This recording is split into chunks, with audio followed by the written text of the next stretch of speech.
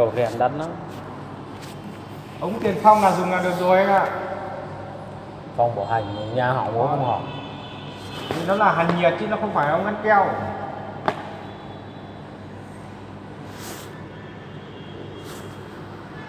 Khảo giả.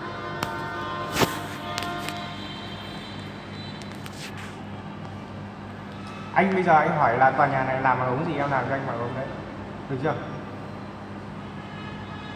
Jacbo thì cái giá đấy em có thể làm đâu anh ạ.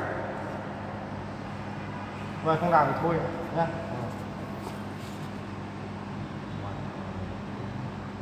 Đoạn này không lắm. Cái bô thì nó tính là bao nhiêu? Chứ mà 200.000 cây. Bây giờ ống 25 hay 20? 20. Bỏ sớt rồi.